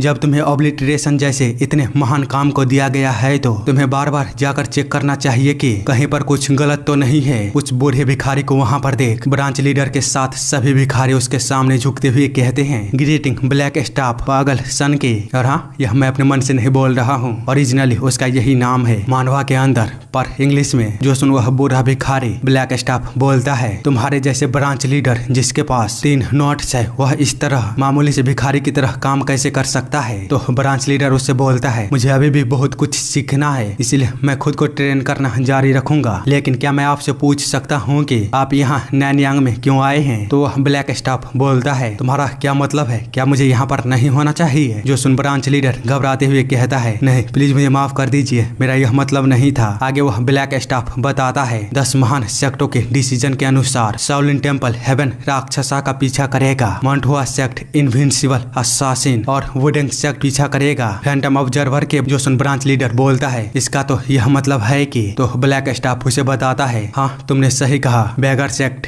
क्रिम्सन असासिन के पीछे जाएगा, जिसकी की जिम्मेदारी मुझे सौंपी गई है। जिस पर कि सभी भिखारी दोबारा उसके सामने झुकते हुए कहते हैं, प्लीज हमें ऑर्डर दीजिए, आप जैसा कहेंगे हम वैसा ही करेंगे। तो ब्लैक स्टाफ बोलता है, जाओ और पहले उन्हें ढूंढो जो कि ओची माउंटेन से डिसअपेयर हो चुके हैं। इस बात की बहुत संभावना है कि वे लोग डेथ सोल एजेंसी के भागे हुए असासिनों के हाथों मारे गए होंगे। जो सुन ब्रांच लीडर बोलता है, मैं अभी तुरंत वहाँ जाता हूँ। जिस पर कि वह ओल्ड मैन आगे बताते हुए कहता है, अगर वे डेथ सोल के असासिन ओची माउंटेन से होकर जा रहे हैं तो निश्चित रूप से वह बेखा में बोट को लेंगे, इसीलिए अब ओची माउंटेन और मोमोलो विलेज के आसपास सिक्योरिटी को बढ़ा दो। तो ब्रांच लीडर बोलता है, ठीक है हम ऐसा ही करेंगे। जो सुन वह ओल्ड मैन उससे बोलता है, वैसे नैनयांग के ब्रांच लीडर, क्या तुम्हें पता है रीजन क्या था जो कि 10 सेक्टों ने तुम्हें ऑब्लिटरेशन का टास्क सौंपा था? इसका बस इतना सा कारण है कि नैनयांग के ब्रांच से डेथ सोल एजेंसी वह बहुत करीब पड़ता है, इसीलिए खुद को हवा में ज्यादा मत उड़ाना। तो ब्रांच लीडर वह बोलता है मैं इसे ध्यान रखूंगा। सीन चेंज होता है और हम कहीं पर एक भिखारी को देखते हैं जो कि एक पर्सन से भीख मांगते हुए बोल रहा होता है मैं भूख के मारे मर रहा हूँ, प्लीज मुझे कुछ दे दीजिए। तो वह बंदा उसे बोल रहा होता है यहाँ पर मत आओ, मेरे पास कुछ भी नहीं है। आगे वह भिखारी किसी दूसरे पर्सन के पास जाकर उससे बोलता है प्लीज मुझ पर दया कीजिए और मेरी मदद कीजिए, मुझे बहुत भूख लगी है, अगर आप मुझे थोड़ा सा खाना दे देंगे तो बहुत मेहरबानी होगी। इसी तरह वह सभी लोगों से भीख मांगता हुआ हम देखते हैं वह मास्टर के पास पहुंच गया था और उससे भी भीख मांगने की कोशिश कर रहा था, जिस पर कि मास्टर उसकी ओर थोड़ी देर देखता है। बाद में वहां से जाते हुए कहता है मुझे माफ करना, मैं थोड़ा बिजी हूँ, इस समय पर मैं तुम्हारी कोई भी मदद नहीं कर सकता। जो सुन भिखारी पीछे से कहता है आपके इतने काइंड इंटेंशन के लिए शुक्रिया। बाद में वह पीछे से मास्टर को देखता हुआ एकदम से ही सीरियस हो जाता है और अपने सिग्नल को वहाँ पर बैठे हुए सभी भिखारियों को देता है। तो एक भिखारी उसकी ओर देखते हुए कहता है आखिर क्या गलत है। तो वह पहले वाला भिखारी उसे बताता है क्रिम्सन असैसिन वह अपेयर हुआ है। जो सुन सारे भिखारी उसके पास भागते हुए आते हुए कहते हैं कहाँ पर है वो। तो वह भिखारी उसे बताता है जोंग योंग पहले तुम जाओ और ब्रांच लीडर को इन्फॉर्म करो और तुम मेरे पीछे आओ। तो एक मोटा भिखारी बोलता है आखिर तुम क्या करने की कोशिश कर रहे हो। तो वह भिखारी उसे बताता है तुम्हें क्या लगता है मैं क्या कर रहा हूँ, हमें उसका पीछा करना होगा। इतना बोलते हुए वह एक बुचर के चाकू को छीनकर वहाँ से भाग जाते हैं, जिसको कि देखता हुआ वह बुचर उन पर चिल्लाते हुए बोल रहा होता है हरामियों मेरी चाकू को लेकर कहाँ जा रहे हो। तो वह भिखारी बताते हैं मैं इस चाकू से एक सुअर को मारने जा रहा हूँ, मैं जल्द ही तुम्हें यह वापस कर दूंगा, इसलिए इसके बारे में चिंता मत करो। आगे हम उन भिखारियों को देखते हैं जो कि मार्केट में मास्टर और चू को ढूंढते हुए काफी दूर तक चले गए होते हैं, पर उन्हें वे लोग नहीं मिलते हैं। तो एक भिखारी कहता है आखिरकार वे लोग इतनी जल्दी कहाँ चले गए। तो वह पहले वाला भिखारी बताता है वह हमसे ज्यादा दूर तक नहीं गया होगा, उन्हें ढूंढो यहीं कहीं पर होंगे। तभी उन लोगों की नजर बगल के गले में एक छोटे से बच्चे पर पड़ती है, जिसका पीछा करते हुए वे लोग बोलते हैं वे लोग वह वहाँ पर है। इसी के साथ वे दोनों भिखारी चू को चारों तरफ से घेर लेते हैं। जो देखता हुआ चू बिल्कुल ही शांत होता है। तो वे भिखारी बोलते हैं बच्चे तुम्हारे फादर वो कहाँ पर है। चू जिसको कि सुनता हुआ उन लोगों को अपने पीछे देखने का इशारा करता है, जिस पर कि वे लोग जैसे ही अपने पीछे देखते हैं तो हम देख पाते हैं पीछे से मास्टर ने उन दोनों पर अटैक कर दिया होता है और एक भिखारी को सेकंडों के अंदर वहीं पर मार देता है, जबकि दूसरा भिखारी उस पर अटैक करते हुए कहता है कमीने कहीं के। पर आगे वो कुछ बोल पाता तभी मास्टर उसके अटैकों से बचते हुए तुरंत ही उसके हाथों को पकड़ता है और उसके चेहरे पर एक जोरदार पंच करता है। बाकी जैसे ही वह बंदा डिस्ट्रैक्ट होता है तो हवा में उड़ रहे चाकू को मास्टर पकड़ते हुए वहीं उसकी बॉडी को दो हिस्सों में बदल देता है। दूसरी तरफ हम देखते हैं वह पहले वाला भिखारी मास्टर के इतने भयानक अटैक के बावजूद भी दोबारा वह उठ रहा होता है, जिसको कि देखता हुआ मास्टर उसके सर को पकड़ता हुआ उसके लाए गए नाइफ को उसके गले पर रखता हुआ बहुत ही अधिक बेरहमी से वहीं पर हलाल कर देता है। पर इस चीज को देखता हुआ चू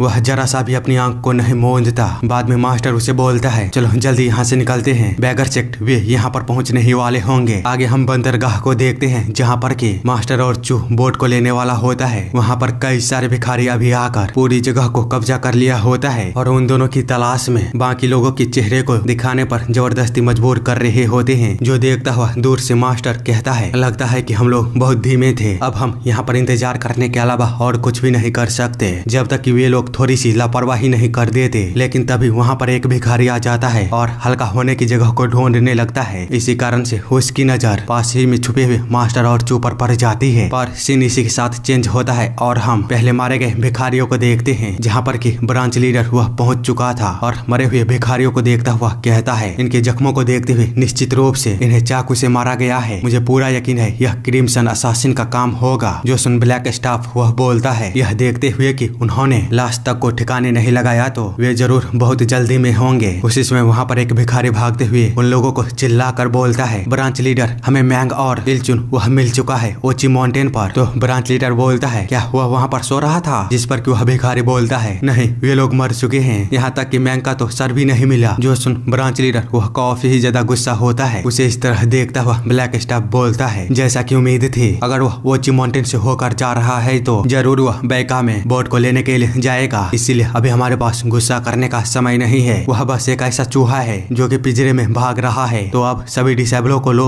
और उस कमीने को ढूंढो। जो सुन ब्रांच लीडर सभी डिसेबलों को वहाँ से लेते हुए जाते हुए उस बंदे से बोलता है यस सर चलो चलते हैं। इसी के साथ हम वापस चू और मास्टर को देखते हैं, जहाँ पर के हल्का होने आया हुआ भिखारी वो उन दोनों की ओर तो देखता है पर अपने हल्का होने में इतना मगन होता है कि उसने अपने आंखों को बंद कर रखा होता है, जिसके चलते वह उन दोनों पर ना ध्यान देकर हल्का होने के बाद वापस मुड़कर वहाँ से चला जाता है, लेकिन उसी समय मास्टर बाहर आते हुए उसका पीछा करना शुरू कर देता है। जो देखता हुआ वह बंदा काफी ज्यादा घबरा गया होता है और हाँ, ऐसा लगता है कि शायद उसने पहले ही उन दोनों को देख लिया था, पर उन दोनों को ना देखने का नाटक किया ताकि वह वहाँ से किसी तरह निकल जाए। पर इस चीज का अंदाजा मास्टर को पहले ही लग चुका था, इसीलिए अभी वह उसका पीछा कर रहा है। वही वह भिखारी भागते हुए कहता है, मुझे क्रिम्सन असासिन मिल चुका है। इतना बोलते हुए वह बहुत ही ज्यादा स्पीड में मास्टर के आगे आगे भाग रहा होता है और थोड़ी ही देर बाद वह मास्टर की नजरों से गायब हो जाता है। वही चू को देखते हैं जब अपने मास्टर के पीछा करते करते उसके पास आता है तो वह देखता है उसका मास्टर काफी स्पीड में भागता हुआ उसकी ओर आ रहा होता है और उससे चिल्लाते हुए कहता है, चू जल्दी यहाँ से भागो, उन्होंने हमें ढूंढ लिया है, वे लोग जल्दी ही हमें खोज लेंगे, हमें जल्दी यहाँ से निकलना होगा। वहीं वे भिखारी बोल रहे होते हैं, क्रिम्सन असासिन को ढूंढ लिया गया है, सभी लोग उनका पीछा करो। बाद में कुछ समय बाद हम इन दोनों को देखते हैं जहाँ पर कि मास्टर बोल रहा होता है, ऐसा लगता है कि हमें बोट के द्वारा यहाँ से दूर जाने के इरादे को छोड़ना होगा। दूसरी तरफ ब्रांच लीडर को देखते हैं जो कि उस भिखारी को मारते हुए कह रहा होता है, तुम बेकार यूजलेस कमीने कहीं के, तुमने क्रिम्सन असासिन का पीछा करना क्यों छोड़ दिया, हरामखोर कहीं के। तो उसके पीछे से ब्लैक स्टाफ बोलता है, अब रुक जाओ ब्रांच लीडर, अकेला डिसेबल डेथ सोल एजेंसी के असासिन को कैसे रोक सकता था। इतना बोलते हुए वह उस भिखारी से बोलता है, क्या तुमने क्रिम्सन असासिन के बारे में कुछ खास देखा था। वहीं ब्रांच लीडर बोलता है, यह मेक श्योर करना कि कोई भी डिटेल ना छूटे। तो वह भिखारी बताता है, अगर सही कहूँ तो उसमें कुछ भी खास नहीं था, वह केवल बस एक छोटे से बच्चे के साथ था। जो सुन ब्लैक स्टाफ बोलता है, क्या एक बच्चा। इसी के साथ वह जोरों जोरों से हंसना शुरू कर देता है। बाद में सीरियस लुक के साथ बोलता है, laser heaven Raksha, invincible assassin, phantom, observer सभी एक एक बच्चे के साथ भाग रहे हैं और अब क्रिम्सन असासिन को भी एक बच्चे के साथ देखा गया। तो ब्रांच लीडर बोलता है, उनके लिए अकेले भागना वही काफी ही ज्यादा मुश्किल है, फिर वे अतिरिक्त बोझ को ढोने की परेशानी क्यों उठा रहे हैं। जिस पर कि ब्लैक स्टाफ उसे बताता है, इंसानों के लिए यह सामान्य बात है, जब वे भावुक होते हैं तो मूर्खतापूर्ण निर्णय लेते हैं और इस चीज को तुम उनके इतिहास में भी देख सकते हो। यह कभी भी गुलाब का बिस्तर नहीं रहा। पहले अजुरे असासिन ने क्यूची डिवाइन स्वॉर्ड को मारकर अपने सभी भाइयों को बहुत बड़ी मुश्किल में डाल दिया और अब तो ब्रांच लीडर बोलता है, उसने सही में पागलपंती वाला काम किया था डिवाइन स्वॉर्ड को मारकर। जिस पर के ब्लैक स्टाफ आगे बताता है, यंग यंग नाम की एक लड़की के साथ एक बच्चा था, वह बच्चा शायद उसके लिए क्यूची डिवाइन स्वॉर्ड के रखेल बनने के लिए समस्या थे। यही कारण है कि अजुरे असासिन ने उस बच्चे को ले लिया। बाद में उसने ऑब्लिटरेशन को स्वीकार कर लिया और अपने सभी भाइयों को एक एक बच्चे को देकर उन्हें भागने के लिए कहा। शायद वह उस बच्चे की रक्षा करना चाहता था। मुझे पूरा यकीन है यंग यंग का वह बच्चा उन्हीं चारों में से किसी एक के पास है। तो अब उन सभी को मार दो, क्योंकि अगर वे बच्चे जिंदा बच जाते हैं तो निश्चित रूप से बदला लेने के लिए दिल से विकसित होंगे और बदला लेने के लिए वे अंत तक हमारे खिलाफ लड़ेंगे। इसीलिए उन सभी में से किसी को भी मत छोड़ना, ताकि वे हमारे लिए भविष्य में वापस परेशानी को ना खड़ा कर पाए। तो ब्रांच लीडर सभी भिखारियों को चिल्लाते हुए कहता है, क्या तुमने उनकी बातों को सुना। जब तक कि तुम्हें क्रिम्सन असासिन नहीं मिल जाते तब तक सोने के सोच से भी दूर रहना। तो चलो अब आगे बढ़ो। सीन चेंज होता है और हम रात के समय कहीं पर देखते हैं मास्टर बोल रहा होता है, क्या तुम्हें भूख लगी है। जिस पर कि चू बताता है, नहीं मैं ठीक हूँ मास्टर। जो सुन मास्टर उसे बताता है, हमें उन भिखारियों के ध्यान को डिस्ट्रैक्ट करने के लिए कुछ तो करना होगा। आगे वह जंगल में एक घर के पास जाकर जब दरवाजे को खटखटाता है तो अंदर से आवाज आती है, कौन है। तो मास्टर उससे बताता है, मैं माफी चाहता हूँ आपको इतनी देर रात परेशान करने के लिए, पर क्या हमें कुछ खाना मिल सकता है। मैं इसके लिए आपको अच्छी तरह से पैक करूंगा। जो सुन दरवाजे को खोलकर एक बूढ़ा पर्सन बाहर उससे बोलता है, मेरी जगह जर्जर है और मेरे पास देने के लिए बहुत कुछ नहीं है, तुम ममोल गांव में थोड़े से आगे और क्यों नहीं जाते। तो मास्टर उसके सामने 2 सिक्कों को करते हुए कहता है, हम वहाँ तक जाने के लिए बहुत भूखे हैं। उन पैसों के देख उस ओल्ड पर्सन की आंखें खुल जाती है और तुरंत ही वो उन्हें अंदर लेते हुए उन लोगों को खाने के लिए डम्पलिंग देता है। साथ ही उन्हें बताता है, मैंने तुम्हें पहले ही बता दिया था मेरे पास बहुत कुछ नहीं है। तो मास्टर कहता है, नहीं यह अच्छा है, आपका शुक्रिया। जो सुन वह बुढ़िया वहाँ से जाते हुए कहती है, हाँ ठीक है। वहीं चू उस डम्पलिंग को देखता हुआ काफी खुश होता है और अपने मास्टर से पूछता है, हम ममोल विलेज वापस नहीं जा रहे हैं, सही कहा ना। वैसे भी वहाँ जाना एक बेवकूफी होती, पर अब मैं जंगलों में चलने के लिए मजबूर हूँ, जबकि मैं नाव की सवारी करना चाहता था। जो सुनता हुआ मास्टर अपने मन में कहता है, यह बच्चा सच में गलत इन्फॉर्मेशन को फैलाने में बहुत तेज है। तभी दरवाजे पर एक और दस्तक होता है, जिस पर कि बुढ़िया बाहर आते हुए कहती है, आखिरकार आधी रात इतने विजिटर क्यों आ रहे हैं। तो घर के बाहर से कोई बोलता है, क्या कोई अंदर है, हम बेगर सेक्ट के डिसेबल हैं। जो सुन बुढ़िया दरवाजे को खोलता हुआ उससे बोलती है, आखिरकार बेगर सेक्ट के डिसेबलों को यहाँ पर क्या काम है। तो ये लोग क्रिम्सन असासिन के पोर्ट्रेट को दिखाते हुए बोलते हैं, क्या तुमने इस आदमी को कहीं पर देखा है, इसने हजारों लोगों को मारा है। उस स्क्रैच को देख बुढ़िया पूरी तरह से थर्रा जाती है। वही मास्टर भी उसकी हालत को देख सारी चीजें समझ जाता है। तभी चू अपने मास्टर को देखता हुआ बुढ़िया से कहती है, दादी मुझे और डम्पलिंग चाहिए। जो सुन बुढ़िया कहती है, ठीक है मैं लाती हूँ। आगे चू अपने मास्टर से कहता है, फादर दादी थोड़ा बिजी है तो क्या आप मेरे लिए अंदर से थोड़े से डम्पलिंग ला सकते हो? तो मास्टर प्लेट को ले जाते हुए कहता है, हाँ क्यों नहीं, जरूर रुको तुम, मैं अभी लेकर आता हूँ। दूसरी तरफ बेगर सेक्ट का डिसाइबल वह बुढ़िया से बोल रहा होता है, मुझे बताओ क्या तुमने इसे देखा है? तो बुढ़िया डरते हुए उससे कहती है, मुझे यकीन नहीं है। उसे इस तरह डरा देख वह डिसाइबल तुरंत ही दरवाजे को धक्का मारते हुए अंदर आते हुए कहता है, मुझे किसी चीज की गंध आ रही है। जिस पर कि वह बुढ़िया बोलती है, आखिर तुम्हें किस तरह की गंध आ रही है? जो सुन वह भिखारी कहता है, क्या तुम्हें सच में यह गंध नहीं आ रही है? जरा ध्यान से सूंघो, यह खुशबू डम्पलिंग की है। क्या तुमने इसे बनाया है? इतने में ही उसका ध्यान सामने बैठा चू पर जाता है, जो कि अपने भोले शकल को बनाया हुआ उसकी ओर देख रहा होता है। उसे इस तरह देखता हुआ वे भिखारी बोलते हैं, हे बच्चे तुम अच्छे से मजे कर रहे हो? तो चू उनसे बोलता है, हाँ तुम भी आकर बैठ जाओ, तुम्हें भी मजा आएगा। तो वह भिखारी किचन के अंदर मास्टर को देख वहाँ पर जाते हुए कहता है, यह तुम्हारे लिए अच्छा है जो कि तुम्हारे पास बढ़िया डम्पलिंग को बनाने वाली दादी है। जो सुन मास्टर बोलता है, हाँ तुमने सही कहा, हम लोग बहुत भाग्यशाली हैं। जिस पर कि वह भिखारी बोलता है, हम बहुत भूखे हैं क्योंकि हम लोग एक असासिन का पीछा कर रहे थे। तो क्या तुम हमारे साथ भी कुछ शेयर करोगे? तो मास्टर उसे बताता है, बेशक, लेकिन मुझे पूरा यकीन है कि यह आपको पसंद नहीं आएगा। वह भिखारी जिसको सुन कहता है, तुम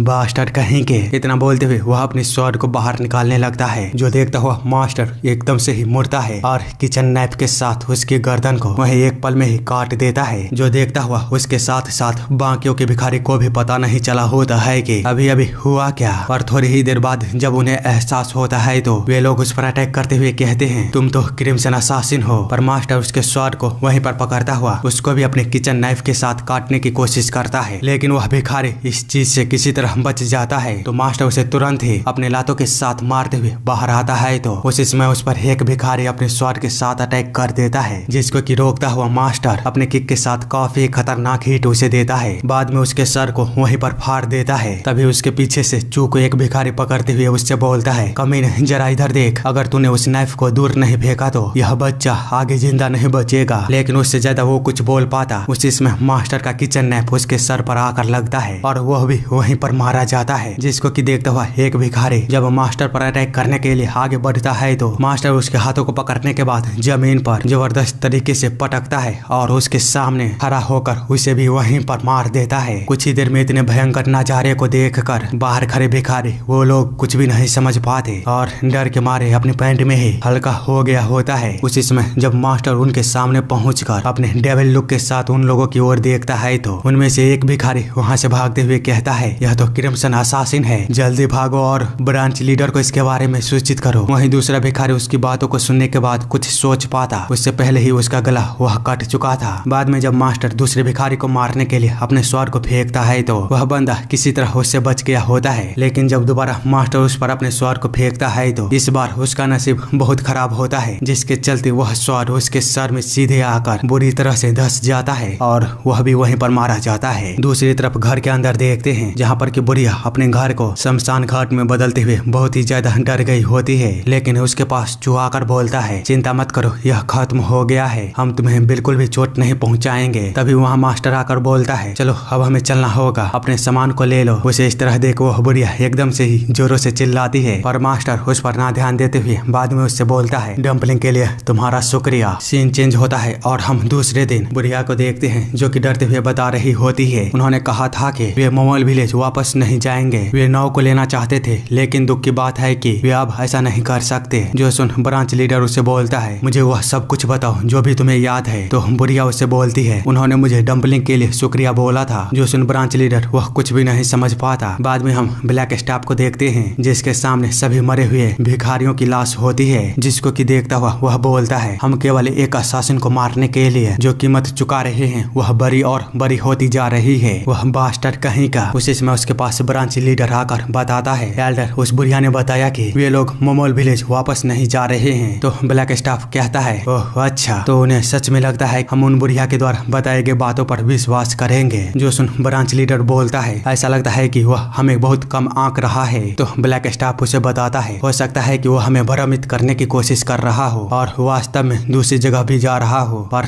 जो भी हो हमें मोमोल विलेज में में अप्लाई की गई फोर्स को स्प्लिट करना होगा। ऐसा लगता है कि वह अपने प्लान में सफल हो चुका है, लेकिन हम इसे अनदेखा कर सकते हैं यह देखते हुए कि बैगर सेक्ट वह कितना बड़ा है। इसलिए हम वापस मोमोल विलेज जाएंगे और ब्रांच लीडर जितनी जल्दी हो सके नैनियांग वापस जाएगा, जिसके लिए हमें तुरंत यहाँ से निकलना होगा। इसी के साथ हम इन दोनों को देखते हैं जहाँ पर कि मास्टर बोल रहा होता है भिखारियों की संख्या वह कम हो चुका है, लेकिन अभी भी यह उतना कम नहीं है जहाँ पर कि हम बिना चिंता के आगे बढ़ सकते हैं। चलो रात होने का इंतजार करते हैं और थोड़ा सा सो लेते हैं। बाद में मास्टर आसमान की ओर देखते हुए चू को बोलता है जरा इन बादलों को देखो, आसमान कितना शांतिपूर्ण महसूस हो रहा है। यह पूरी तरह उससे अलग है जिस तरह हम भाग रहे हैं। मुझे चिंता हो रही है क्या मेरे भाई वे ठीक होंगे। जो कि चू चुपचाप सुन ही रहा होता है, लेकिन तभी उसे किसी का आवाज सुनाई देता है, जिसके चलते जब वह छत से नीचे झांक कर देखता है तो वहाँ पर कोई बोल रही होती है प्लीज ऐसा मत करो। तो दूसरा कोई बोलता है संगवा अब चूंकि तुम मेरी भावनाओं को स्वीकार नहीं करती हो तो मेरे पास अब और कोई रास्ता नहीं बचा है, शांत रहो नहीं तो हम दोनों ही एक साथ मरेंगे। जो सुन वह लड़की बोलती है नहीं प्लीज ऐसा मत करो, मुझे बख्शो। जो सुनता हुआ मास्टर बोलता है उनकी परवाह मत करो, हम अभी दूसरों की मदद करने की सिचुएशन में नहीं है। लेकिन जब आगे से कोई रिप्लाई नहीं आता है तो वह उठकर देखता है तो वहाँ पर चू नहीं होता, जिसके चलते वह बोलता है यह छोटा रास्कल कहीं का। हम देखते हैं चू नीचे उतरकर उस बंदे से बोल रहा होता है वहीं पर रुक जाओ, अगर तुम अभी नहीं रुकते हो तो मैं अथॉरिटी को रिपोर्ट कर दूंगा। जिस पर कि वह बंदा उससे बोलता है तुम बेवकूफ कीड़े कहीं के, क्या तुम मरना चाहते हो? इससे पहले कि मैं तुम्हारा गर्दन तोड़ दूं यहाँ से निकल जाओ। तो वहाँ पर मास्टर भी आते हुए चू से बोलता है मुझे लगता है तुम्हें उसकी बात सुननी चाहिए, तुमको कभी भी उन मामलों में शामिल नहीं होना चाहिए जो तुमसे संबंधित ना हो। अगर कोई मर भी रहा हो तो तुमको फिलहाल के लिए उनकी मदद करने के बारे में नहीं सोचना चाहिए, क्या तुम समझे? जो सुन चू उससे कहता है लेकिन आपने तो उस आदमी की मदद की थी जिसने कि आपको नौ दिलाने में मदद किया। मैंने सुना था कि आपने उसकी मदर और फादर का बदला लिया था। जिस पर कि मास्टर उसे बताता है तुम उसे मदद नहीं कह सकते, मैंने वह इसलिए किया था क्योंकि मुझे पैसे मिले थे। उन दोनों की इस तरह की बातों को सुन यह बंदा परेशान होते हुए कहता है तुम कमबख्त लोग कहेंगे, अगर तुम दोनों इसी तरह बकवास को करते रहे और अभी यहाँ से नहीं गए तो आगे जो होगा उसके लिए पछतावा मत करना। तो मास्टर उसे बताता है आप इतना भड़क क्यों रहे हो, हम बात को आगे नहीं बढ़ाना चाहते। लेकिन तभी चू बोलता है मिस जल्दी अभी तुरंत भागो। जो सुनते ही वह लेडी वहाँ से भागना शुरू कर देती है, जिसको कि देखता हुआ यह बंदा उसे पकड़ते हुए कहता है तुम कहीं भी नहीं जा सकती। आगे वो कुछ कर पाता तभी मास्टर उसके पास पहुंचकर उसे एक जोरदार हिट देता है। इस कारण से वह बंदा खतरनाक तरीके से दीवार से टकराता है और उसकी हालत एकदम से ही खराब हो चुका था। जिस पर कि वह बोलता है तुम हरामखोर कहेंगे। तो मास्टर उसके पास आकर बताता है अगर तुम उस लेडी के साथ आगे कुछ भी करने की कोशिश की तो हम सच में अथॉरिटी को जाकर रिपोर्ट कर देंगे, जैसा कि उस बच्चे ने पहले कहा था। जिस पर कि वह बंदा ना ध्यान देते हुए कहता है रुको, तुम्हारा चेहरा तो जाना पहचाना लगता है। हाँ अभी मुझे याद आया, तुम्हारा पोस्टर तो बंदरगाह पर लगा हुआ है, तुम तो एक मर्डरर हो। उसकी इस तरह की बातों को सुन वहाँ पर एक खामोशी सी छा जाती है। बाद में मास्टर उससे बोलता है तुमने गलती को कर दिया मुझे पहचान कर। आगे इसी के साथ सीन चेंज होता है और हम उस बंदे सांगवा को बंदरगाह पर देखते हैं, जहाँ पर के वह मास्टर और चू के पोस्टर को देख रहा होता है। बाद में वह उसे इग्नोर करके नौ की ओर बढ़ जाता है, जहाँ पर की घाट पर बैठा कुछ भिखारी आपस में बात कर रहे होते हैं, पर वह उस पर ना ध्यान देकर वहीं पास में रखे गए पीला कपड़ा बंधा हुआ नाव को खोलने लगता है। तभी उसे एक आवाज सुनाई देता है हे लीसाम जरा इधर देखो। जो सुन वह बंदा जैसे उधर देखता है तो उसे एक बंदा चिल्लाते हुए बोल रहा होता है तुम यहाँ पर क्या कर रहे हो, जहाज जाने वाला है और अभी भी लोड करने के लिए बहुत सारे शिपमेंट बचे हुए हैं, चलो जल्दी करो बहुत सारे काम बचे हुए हैं। जो सुन वहाँ पर बैठे हुए भिखारी उसकी ओर देखने लगते हैं तो वह बंदा वहाँ से जाते हुए कहता है ठीक है मैं आ रहा हूँ, मुझे तो ये लोग गुलाम बना कर रखे हैं। बाद में सभी शिपमेंट को वह बंदा सांगवा जहाज के पास पहुंचकर वहाँ के शिपमेंट को तैयार करने लगता है और उस जहाज में रखना शुरू कर देता है। बाद में सभी शिपमेंट को कंप्लीट करने के बाद वह बोलता है यह कंप्लीट हुआ। तो एक बंदा चिल्लाते हुए कहता है बॉस सभी शिपमेंट लोड हो चुके हैं। जो सुन कोई बंदा बोलता है ठीक है तो लंगर को उठाओ। इसी के साथ वह जहाज बंदरगाह से आगे की ओर बढ़ जाता है अपनी मंजिल के लिए। उसी समय एक बंदा सांगवा ने जो अपने साथ एक बड़े से बक्से को लेकर आया था उसे देखता हुआ कहता है सांगवा आखिर ये क्या है, तुम इसे अपने साथ क्यों ले जा रहे हो? तो वह बंदा उसे बताता है ओह ये मुझे किसी जानने वाले ने दिया था जॉन टाउन में ले जाने के लिए। तो वह बंदा उस बक्से को देखता हुआ कहता है हाँ ठीक है लेकिन यह इतना लड़खड़ा क्यों रहा है? जो सुन सांगवा उसे बताता है उसमें लगभग 30 वेपर हैं। जिस पर कि वह बंदा तुरंत ही उसे छोड़ते हुए कहता है छी। बाद में वह एक बूढ़े आदमी से चिल्लाते हुए कहता है बॉस लीसाम जहाज पर वेपर को लेकर जा रहा है। तो वह बूढ़ा उससे बोलता है आखिर तुमने इसे यहाँ पर क्यों लाए हो? तो सांगवा उसे बताता है वह दरअसल मेरे एक करीबी दोस्त ने मुझसे मदद मांगी थी, प्लीज आप एक बार इसे अनदेखा कर दीजिए। कीजिए। तो वह बुरा आदमी कहता है तुम हमेशा ही ऐसा करते हो, अगर किसी ने इसे अनजाने में ही खोल दिया तो क्या होगा, जाओ और उसे किसी ऐसी जगह पर रख दो जहाँ पर कि कोई भी ना पहुँच पाए। तो सोंगबा बोलता है ठीक है मैं अभी इसे करता हूँ बॉस। आगे हम कहीं पर देखते हैं एक भिखारी, वह बहुत ही ज्यादा नींद में सो रहा होता है। तभी उसके पास आकर कोई उसके नाक पर एक जोरदार मारता है, जिसके चलते वह तुरंत ही जागते हुए कहता है भैंस की टांग कौन है। इतना बोलते हुए वह जैसे ही अपने आगे देखता है तो वहाँ पर ब्लैक स्टाफ वह बैठा था और उससे बोल रहा होता है अगर मैं क्रिम्सन असासिन होता तो तुम्हारा सर अभी जमीन पर लुढ़क रहा होता। क्या तुम्हें पता भी है हमारी अभी प्रेजेंट की सिचुएशन वह कितना इम्पोर्टेंट है, आखिर तुम इतने भरे दोपहर में कैसे सोच सकते हो। तो भिखारी तुरंत ही उसके सामने झुकते हुए माफी मांगते हुए कहता है मुझे माफ कर दीजिए, कल रात मैं बिल्कुल भी नहीं सोया था। जो सुन ब्लैक स्टाफ उससे बोलता है तुम्हें पता भी है हमारी तरफ से 10 लोग अभी तक मर चुके हैं। उसी में कोई भागते हुए कहता है एल्डर एल्डर मर्डरर, जिसको कि देखता हुआ ये लोग बोलते हैं आखिर अब क्या हो गया, बताओ अब कौन मारा गया है। तो वह बंदा उसे बताता है इस बार बेगर सेक्ट का डिसेबल नहीं मारा गया है, बेहतर होगा कि आप इसे खुद से ही देखो। जो सुन ब्लैक स्टाफ भी थोड़ी देर के लिए सोच में पड़ जाता है। वहीं हम अभी निकले हुए शिप को दोबारा देखते हैं, जिस पर कि एक बंदा ड्रिंक करते हुए सोंगबा के पास आकर बोलता है तुम क्या कर रहे हो। तो वह बताता है कुछ भी नहीं। जो सुन वह बोलता है चलो ठीक है तो ड्रिंक करते हैं, जिस पर कि जब सोंगबा उसे मना कर देता है तो वह बंदा उससे बोलता है क्या सच में लिसान तुम इसे मना कर रहे हो। तो सोंगबा उसे बताता है अरे यार मेरा तबीयत खराब है, कल रात मैंने बेकार से शराब को पी लिया था। जिस पर कि वह बंदा बोलता है तो इसीलिए खैर मुझे बताओ कि वह कैसा रहा। तो सोंगबा बोलता है क्या कैसा रहा। जो सुन वह बंदा उसे टिरकाते हुए कहता है अरे यार अब अनजान भी मत बनो उस लड़की के बारे में जो कि इस बार तुम्हारी फीलिंग को एक्सेप्ट नहीं करती, तो तुम उसके साथ जबरदस्ती करने वाले थे, बताओ क्या तुम इसमें सफल हुए। जो सुन सोंगबा उसे बताता है मैंने कुछ भी नहीं किया तो इसके बारे में भूल जाओ। जिस पर कि वह बंदा बोलता है मैं जानता था ऐसा ही होगा, वैसे तुम्हें देखते हुए आज कुछ गलत महसूस हो रहा है। इतना बोलते हुए वह अचानक ही उसके चेहरे पर कुछ देखता है, जिसके चलते वह काफी ज्यादा हैरान होते हुए कहता है यार तुम्हारा चेहरा। हम देखते हैं सोंगबा का चेहरा वह उधरने लगा था, पर इनसे अनजान वह बोलता है क्या मेरे चेहरे में क्या हुआ है। इतना बोलते हुए वह जब चेहरे को अपने देखता है तो उसे सारी सिचुएशन की पता चलती है, इसीलिए वह उस बंदे को तुरंत ही वहीं पर बेहोश कर देता है। बाद में उसे देखते हुए अपनी चैन की सांस लेता है और अपने चेहरे पर से पूरी तरह से मास्क को हटाता है तो हम देख पाते हैं यह कोई और नहीं मास्टर होता है, जिसने कि उस बंदे सोंगबा का चेहरा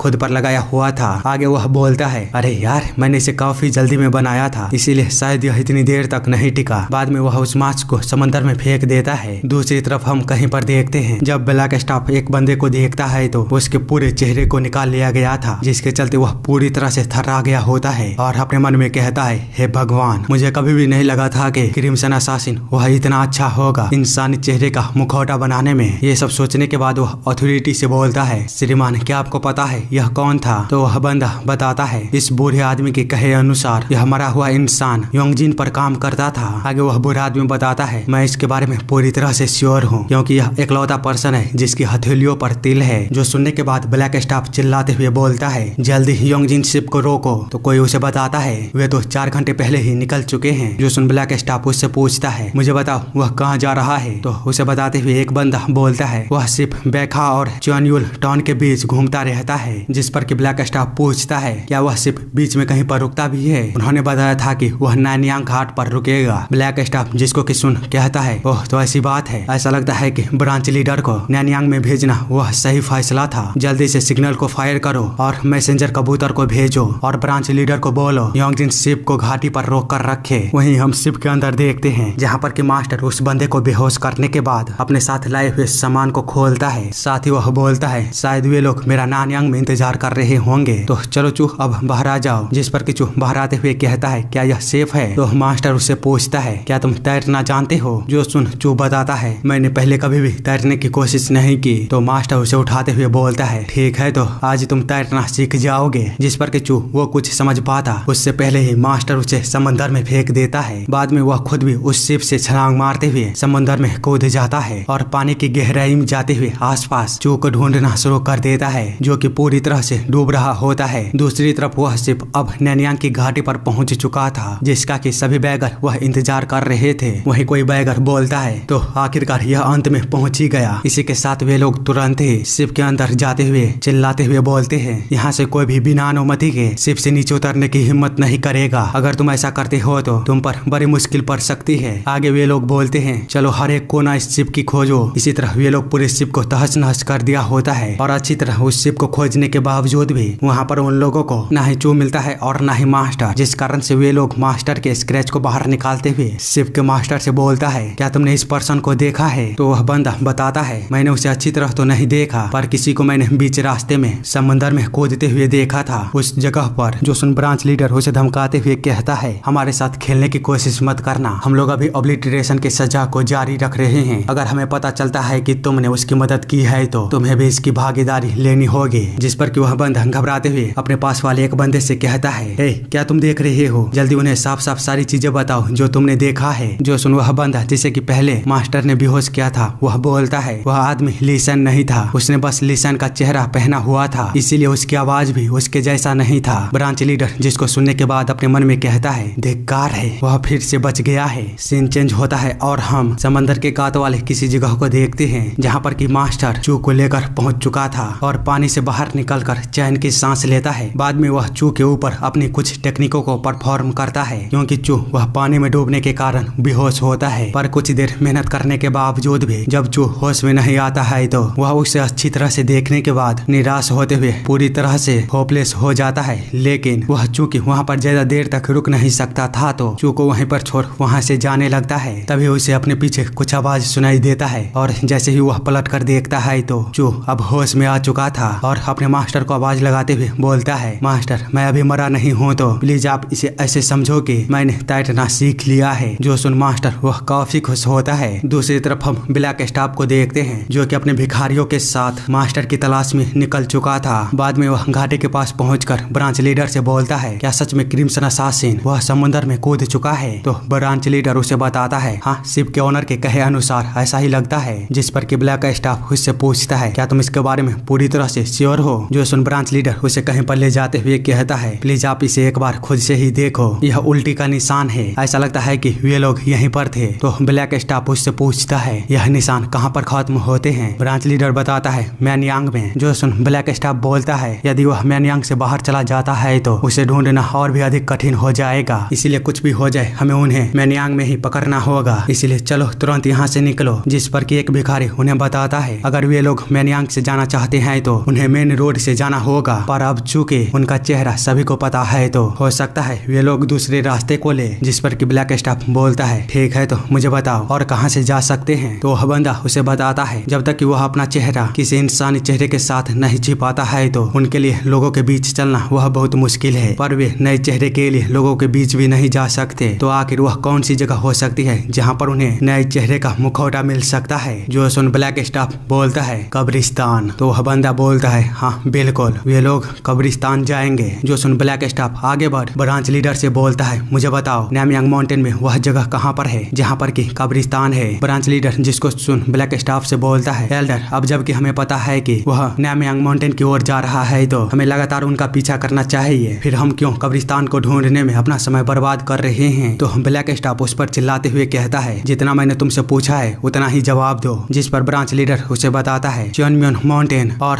हुआंगचोन माउंटेन दोनों पर ही कब्रिस्तान है। चुनम्योन माउंटेन पर फेमस लोगों का कब्रिस्तान है और गरीब लोगों का कब्रिस्तान हुआंगचोन माउंटेन पर है। तो ब्लैक स्टाफ वहाँ से जाने के लिए तैयार होते हुए कहता है, हम लोग हुआंगचोन माउंटेन में जाएंगे, तुम चुनम्योन माउंटेन में जाओ, और अगर वह तुम्हें देख लेता है तो तुम उसी समय मर जाओगे और हमारे खोज की यही अंत हो जाएगी, इसीलिए बस उन्हें देखना और मेरे कांटेक्ट करने तक इंतजार करना। क्या तुम लोग समझ गए? तो ब्रांच लीडर बोलता है, हाँ हम समझ गए। जिस पर के ब्लैक स्टाफ कहता है, ठीक है तो चलो। वहीं यह बैगर ब्रांच लीडर को देखता हुआ क्रीपी स्माइल को दे रहा होता है और ब्लैक स्टाफ के पीछे वहाँ से चला जाता है। वहीं ब्रांच लीडर दूसरी तरफ जाते हुए बोल रहा होता है, तुम लोगों को उसका चेहरा देखना चाहिए था, वह मुझे देख कर मुस्कुरा रहा था जैसे मानो कि मैं पैथेटिक हूँ। वह बास्टर्ड कहीं का, आखिर उसने किया ही क्या है? मुझे बताओ, क्या तुम लोग अगर क्रिम्सन असासिन होते तो क्या तुम लोग हुआंगचोन माउंटेन या फिर चुनम्योन माउंटेन में जाने की कोशिश करते, इसके बजाय कि यहाँ से निकलने की हर कोशिश करते? तो एक भिखारी बोलता है, मैं बिना पीछे देखे भागता रहता, वैसे भी मैं किसी का चेहरा वो तो नहीं चुरा सकता हूँ। जो सुन ब्रांच लीडर बोलता है, हाँ बिल्कुल मैं भी यही करता, मैं तुम्हें बता रहा हूँ एल्डर वह बहुत बड़ी गलती कर रहे हैं। आगे कुछ समय बाद वे लोग चुनम्योन माउंटेन के कब्रिस्तान के एंट्री गेट पर पहुंच जाते हैं, जिसको कि देखता हुआ एक भिखारी बोलता है, क्या हम पूरे माउंटेन को चारों तरफ से घेर ले? तो ब्रांच लीडर बोलता है, इसकी कोई आवश्यकता नहीं है, क्रिम्सन असासिन वह यहाँ पर नहीं होगा, बस थोड़ी देर रुक जाओ, वे हमें जल्द जल्द ही नैनियांग जाने के लिए मैसेज को भेजेंगे, इसीलिए सभी जाओ और थोड़ी देर आराम कर लो, हमें फिर से दौड़ना पड़ेगा। जो सुन सभी भिखारी अलग अलग जगहों पर लेटकर आराम करने लगते हैं और आपस में फन करना शुरू कर देते हैं, जिसके चलते एक भिखारी को धक्का लगता है और वह पहाड़ के ऊपर से नीचे लुढ़कता हुआ गिर जाता है। बाद में जब वह खुद को संभालता हुआ खड़ा हो ही रहा होता है, तभी उसका ध्यान अपने सामने झाड़ियों में छिपे हुए मास्टर और चूह दोनों पर पड़ती है, जो कि उसी की ओर देख रहा था। पर इसी के साथ चैप्टर यहीं पर खत्म होती है। और हाँ, इस स्टोरी को सजेस्ट किया था नरेश ने, इसलिए अगर आप लोगों के पास भी इसी तरह की कोई स्टोरी है तो आप लोग मुझे सजेस्ट कर सकते हो सकता है अगली वीडियो आपकी स्टोरी पर हो। पर खैर, मिलते हैं अगली वीडियो के साथ, तब तक के लिए सब अपना ध्यान रखो। पर अगर अभी तक आप लोगों ने इस वीडियो को नहीं देखा है तो क्या कर रहे हो, जल्दी जाकर देखो, बहुत ही ज्यादा बेहतरीन स्टोरी है, तुम लोगों को जरूर पसंद आएगी। लिंक पिन कमेंट और डिस्क्रिप्शन दोनों में है।